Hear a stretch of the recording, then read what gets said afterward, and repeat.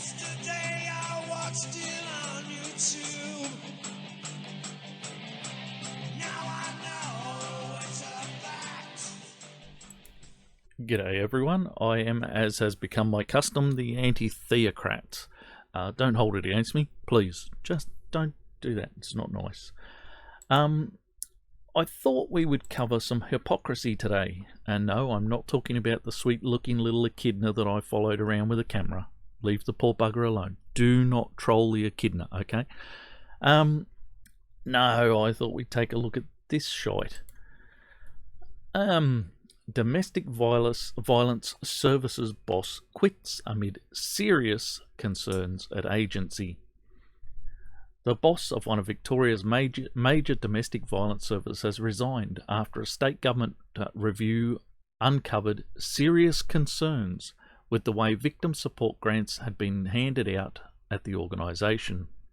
The Age revealed in May that the Eastern Domestic Violence Service was being investigated amid claims that its executive director, Jenny Jackson, had authorised tens of thousands of dollars in taxpayer-funded grants to help a friend pay for private school fees, an interstate holiday, and legal costs. EDVOS board vehemently deny any wrongdoing at the time. 5 months on, the community sector boss has decided to quit, and the agent's ability to grant money to domestic violence victims has been suspended until it can improve its internal processes. But yes, here it is. Feminist hypocrisy all in one. Taking money that's meant to be dedicated to these victims they claim are the things we should all be horrified by, and doling it out to your mates. So I don't actually have a lot more to say on that, because we all know the hypocrisy of this absolute crap that goes on in the domestic violence services. I'm glad that we're supposed to be having another investigation into these services, and, well, it's actually about the family courts, but it'd be nice if it could touch on these services as well and straighten their fucking acts out, because they seriously need it. My taxpayer money goes to these people. They're fucking assholes. This bitch probably received a hell of a lot of money in income, and she was still managing to tap off money, and her committee denied that it was happening. Anyway, apparently it's only alleged at this point. There's a serious investigation going on, but it's only alleged.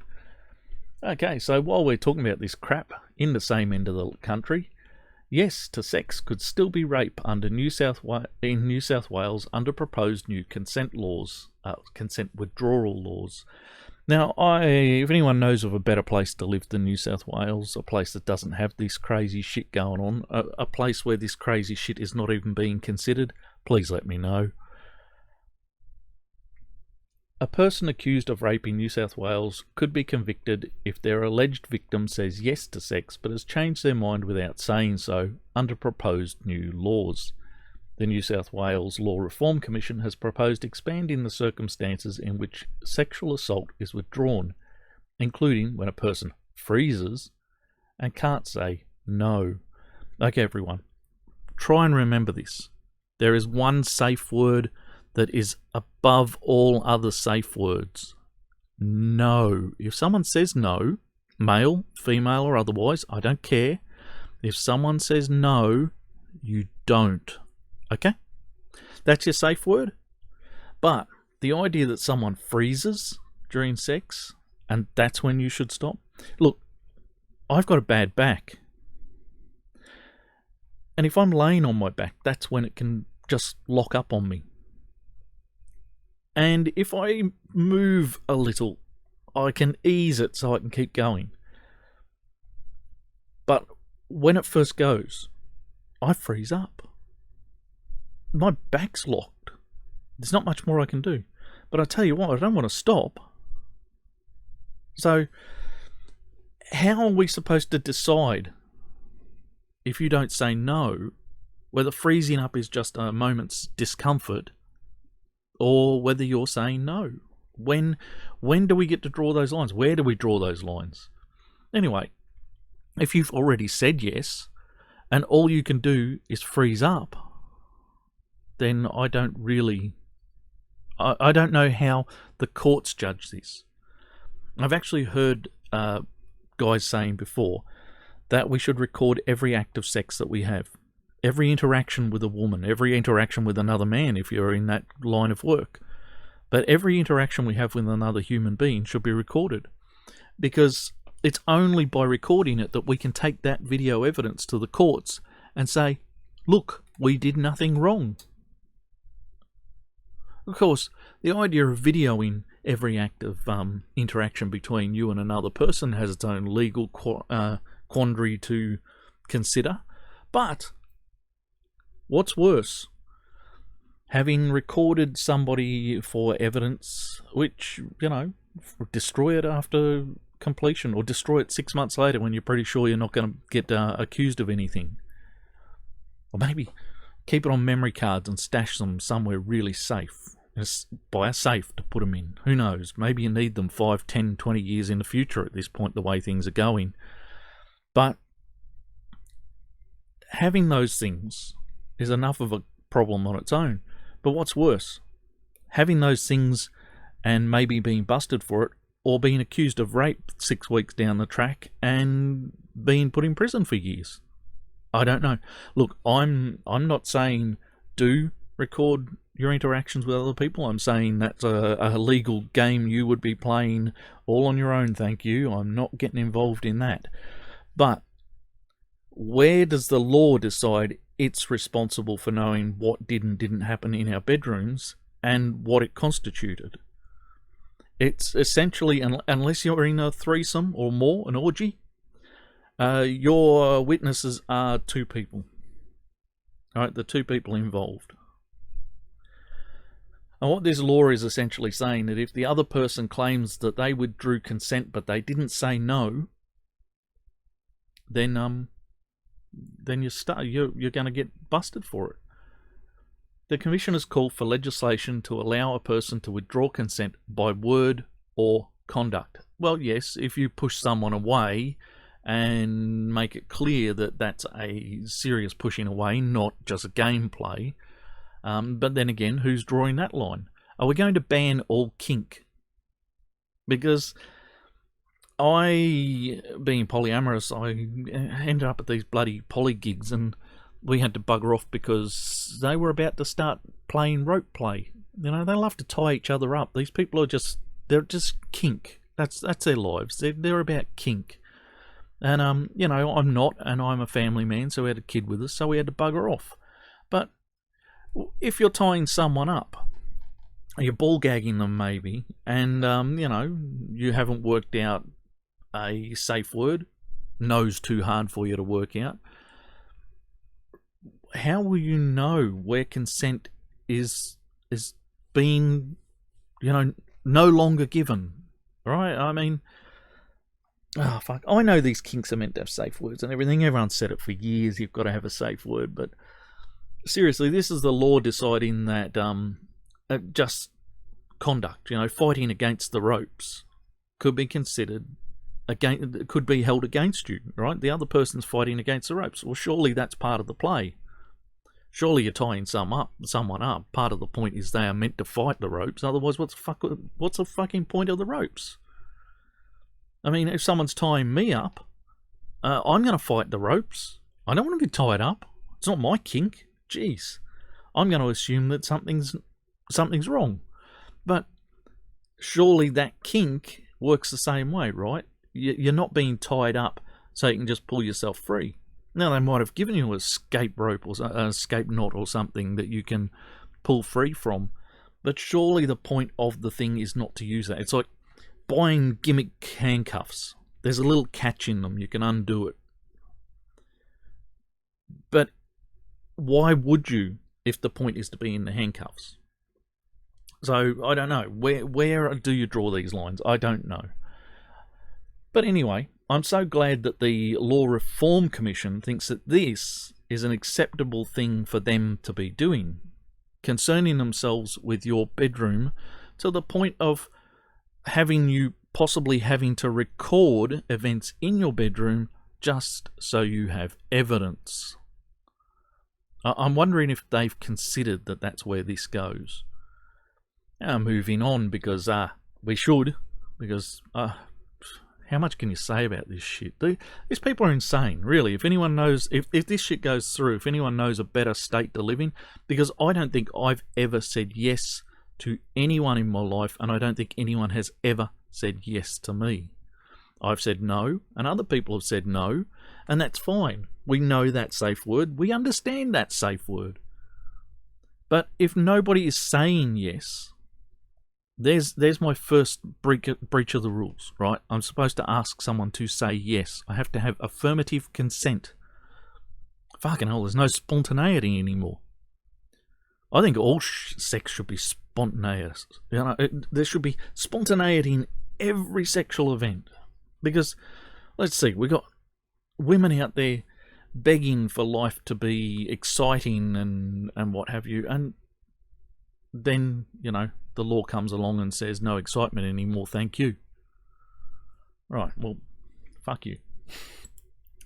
Okay, because nothing is more upsetting than a cartoon, but Lunik, I'm guessing I will pronounce that Lunik. I've never really had to think about his name too often. He's been around for a very long time doing cartoons.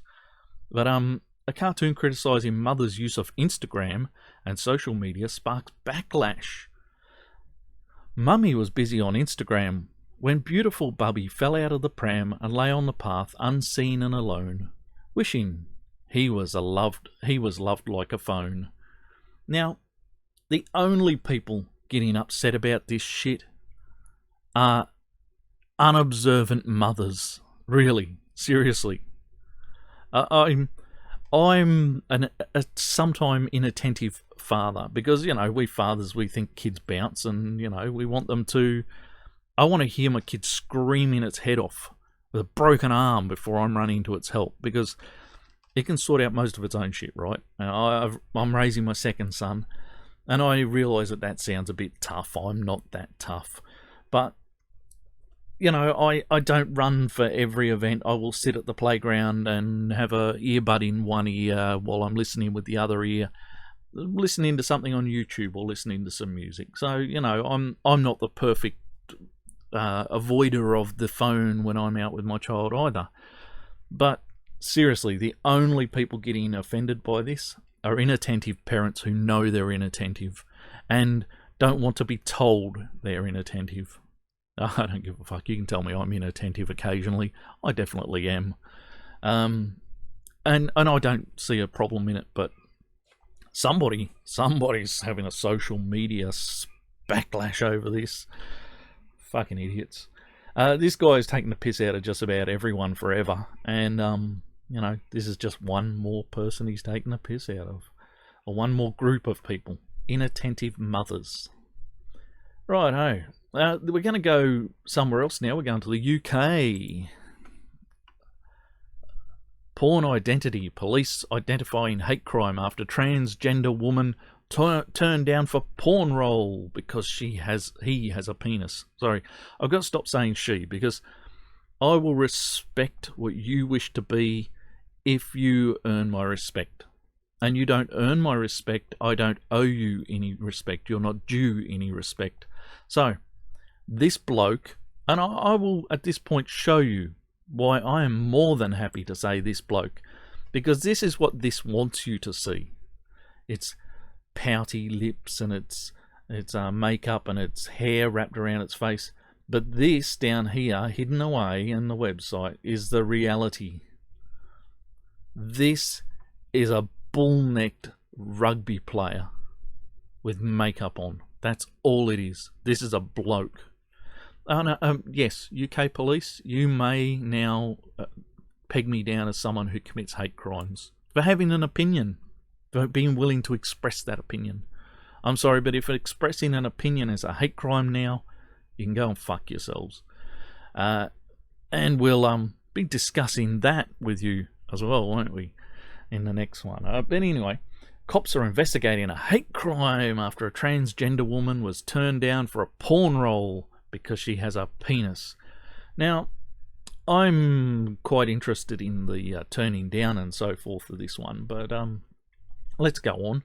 This person who is 25 now became Britain's youngest trans person when he transitioned 10 years ago. That's at the age of 15, saying an anonymous photographer messaged him saying he wanted to have sex on camera and sell the resulting porno. Now, I don't know how anonymous photographers find you out there to ask you if you want to do these things. I mean, I guess when I was in my late teens, I got approached at a railway station to become a stripper. But you know, how are you getting these propositions? I don't get these propositions. No one I know gets these propositions. The nearest I get is my wife has had guys online say, you know, they're interested in an Asian lady, and well, unfortunately, I've got one and you don't. But yeah, I don't understand how these photographers find you.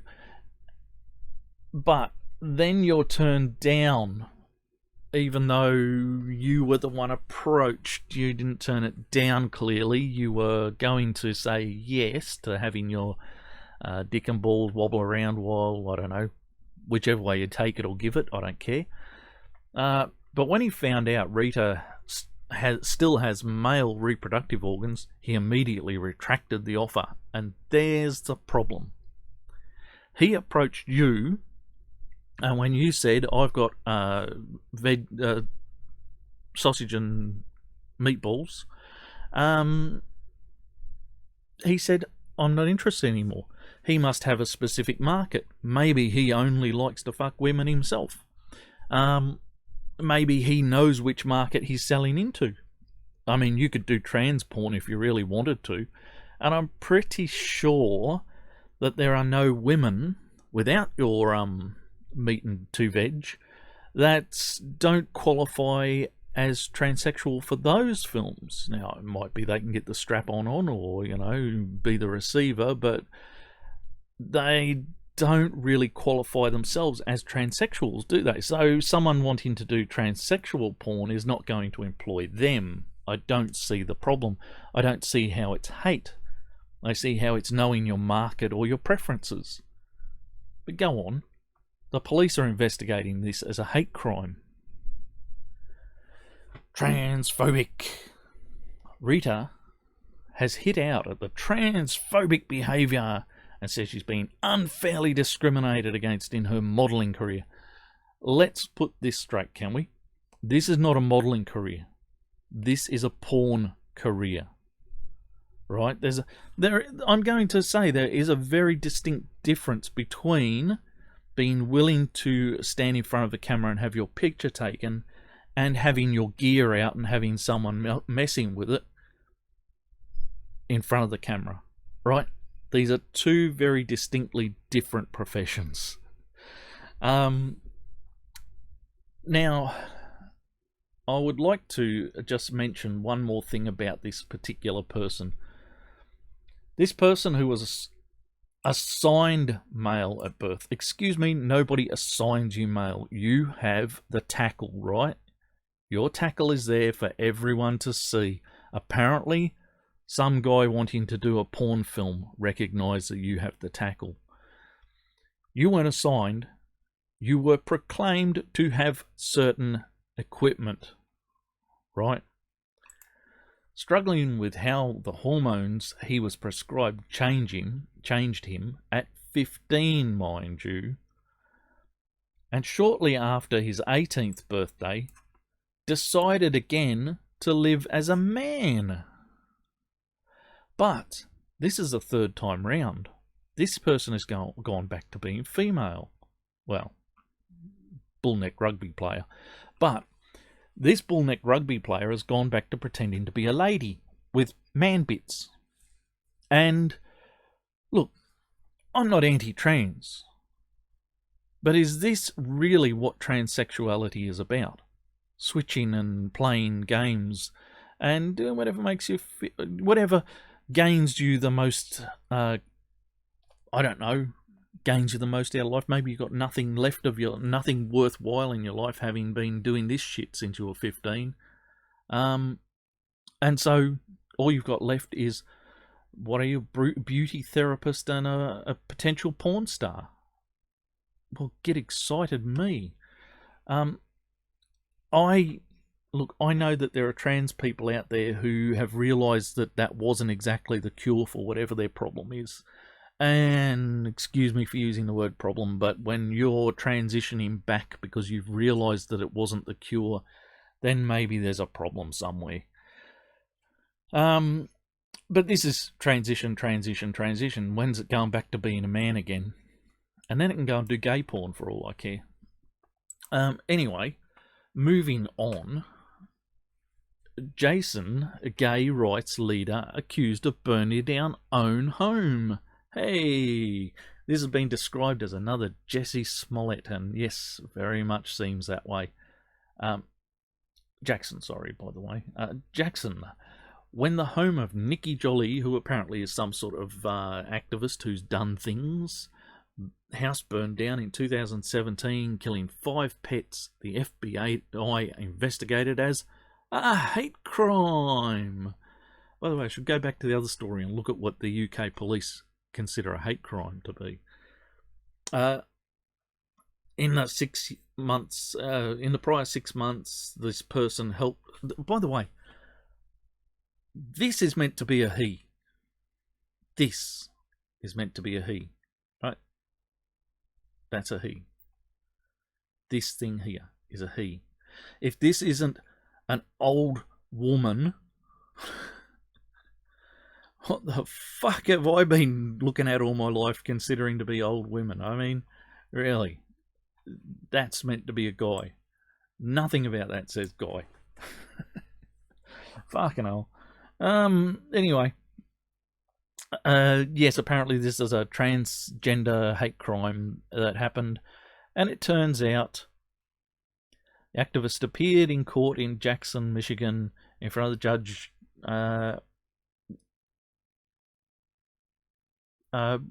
charges with arson in connection with the fire in the home.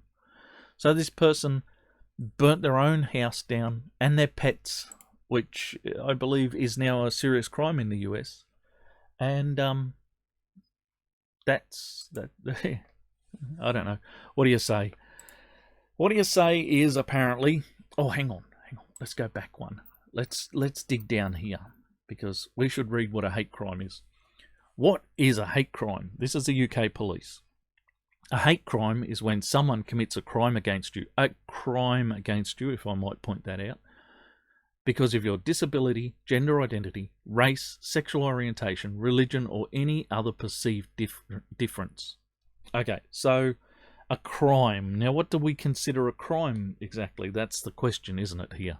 I consider a crime to be personal harm against you, your property, or maybe,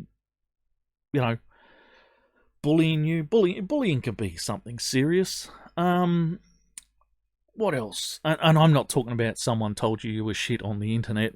I'm talking about, weeks and weeks of constant nagging about you being shit on the internet. That's pretty harassing, really. And it's, we could call that bullying. But if it's not that, then it doesn't always include physical violence. Well, I think I just covered that. It doesn't have to always include physical violence, and some people are just softer than others. Someone using offensive language towards you or harassing you because of who you are. Now, I take issue with using offensive language towards you, because if someone walks past you and says you're fucked in the street, that's not violence. That's just them being rude and insulting. And they may have a reason, they may not have a reason, doesn't really matter, it's the same thing. They've been rude and insulting, passing you up in the street and saying, you're fucked. Now, if they walked past you every day They knew when you were going to be walking that route. Maybe it's the route home from work or something, and they made a point of going out there in the street every day and telling you you're fucked. We might be able to consider that bullying or harassment, and it might be worthy of a slap on the wrist to get this person to stop. But whether I would call that a serious crime, I do not think so. Not unless they've been slapped on the wrist and they decide to continue doing it. Then maybe they're pushing their luck. But offensive language towards you is not a crime. It's just someone being offensive. And who gets to draw the line on what's offensive anyway? I mean, we Australians are quite happy to say cunt all over the place. But I remember back in the 80s there was an Australian tourism ad banned in the US and the UK because it had the word bloody in it.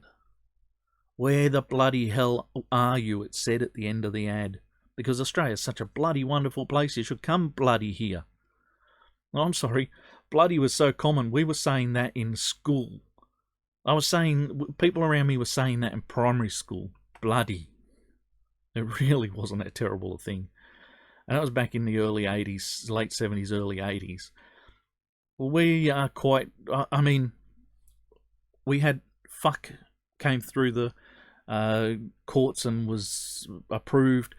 And the word cunt, it has been through the courts now. A police officer took someone to court for calling them a cunt, and the court ruled that in certain circumstances, the word cunt was an acceptable term to use. So, sue me. Fucking what do I know? Point is, offensive language towards you is just offensive language towards you. But if they're doing it because of who you are or who they think you are, it's a crime. Well, no. It's still just abusive. Really, it's just abusive. Grow the fuck up. The same goes for someone posting abusive or offensive messages to you online. Yeah, okay, but if they do it once, it's still just like passing you in the street and telling you you're fucked. But if they do it constantly, then maybe it could be considered slap-worthy harassment. And if they continue to do it past that, then maybe you consider pushing it further. But if someone says you're fucked in a comment, and that comment only consists of that term, I don't see a problem. It is just being abusive for no point, no reason. It makes no argument. It's pointless. Now, if that person is criticizing something you've said or done, and you're upset by the criticism, and they happen to have said you're fucked as part of that criticism, then no. They're just critical of you. You've got no reason to believe that to be a hate crime. A hate crime is defined as any criminal offence that is perceived by the victim or any other person, the victim or any other person. You do realise in the UK they have police departments looking for abuse, and they will decide if it's abusive or not, regardless of if anyone else perceives it that way or not, because they qualify as the other person. The police themselves qualify as the other person. So by hostility or prejudice based on a person's no, go and get fucked. If I want to abuse someone who's as fucked up as this human being is by saying he, I'll do that, and you've got no business involving yourself in it. I mean, this person could call me a she or a gay twonk if they really want. I don't give a fuck. It's not hurting me. I'm quite willing to wear all the insults you want to throw my way. How often in the last few years have I been called a Nazi, a white supremacist, a conservative? None of these things are true about me. But I've been called them, and I wear them. I mean, years ago I was told that atheists ate babies. I now make jokes quite regularly about how to get the right crackling, the right level of crackling. You want good crackling on your babies. But, it's abusive. But grow the fuck up, get a spine. It's not criminal. If you think, or someone else thinks you may, look, I'm not interested in the rest of that. This is the police asking you to dob people in for doing fuck all. For not being as polite as you think they should be towards you. But I'm sorry, I'm back to respect is earned, not given. So let's move on to the UK police, shall we? Police chief who posted Pronouns Day video is slammed for wasting time by talking about misgendering instead of catching criminals. Yes, this clown here, this idiot decided to do a video about how it was hurtful to people to misgender them. You know, the list of Z's and these and that's and theys that you're supposed to know. And when you approach somebody, and we've seen this happen at places where you say, oh, I'm a cisgender male and my pronouns are hobble gobble dooble floop and mobble bobble bobble bobble. And you will respect my pronouns. And then when they talk to you, anyone who is talking to you is meant to say, good day, wobble bobble wobble bobble, you know, because you've now let them know what your pronouns are. Go get fucked, bitch. That's all I've got to say to you. You're an idiot. You're in a country where crime is being overlooked. Knife crime in London, pedophile Muslim rape gangs. What have you got going on that you should be doing instead? But anyway, yes, this person went online, did a video about how we shouldn't misgender people because it can have a huge impact on somebody. No, it has a huge impact on wankers, and any impact I can have on wankers is good. Wankers need to know they're wankers. You need to know you're a wanker. But anyway, she's been pulled up for wasting time. I would say it goes further than wasting time. I would say this is the police. The police. I have a thing to bring up while I make this point.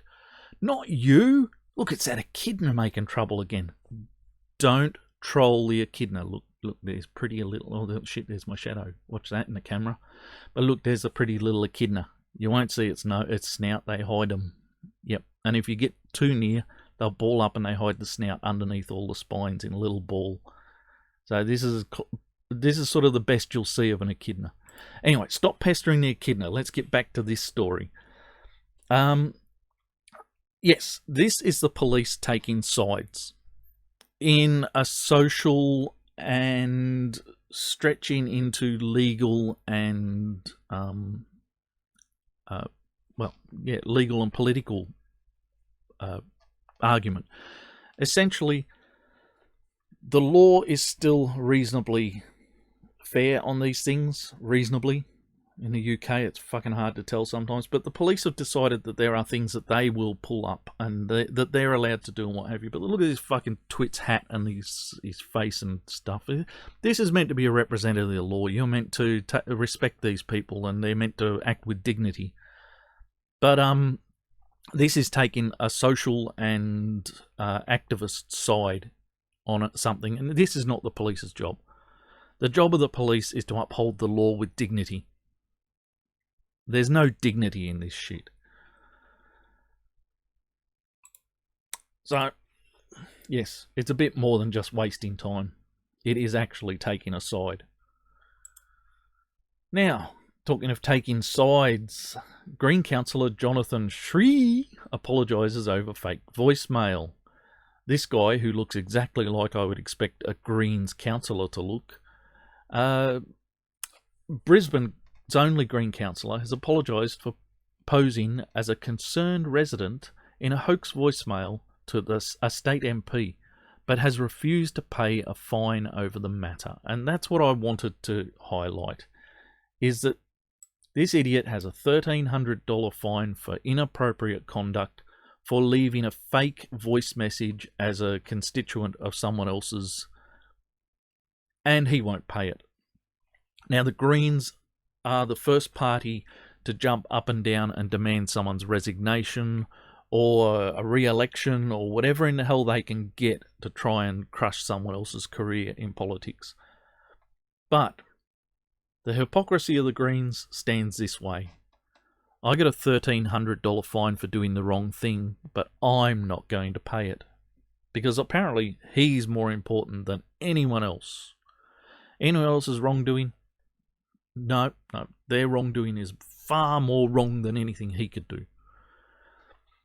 Now, I voted Green once. I voted Green once when Bob Brown was still there and they started to build economic policies and looked like they were actually a party. And the party that I was voting for at the time had absolutely fuck all that I wanted to vote for. So I thought I'd vote Green.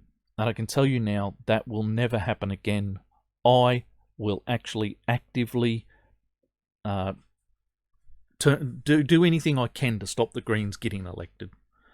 Because the party that I saw growing has turned into a fucking SJW feminist pile of shit.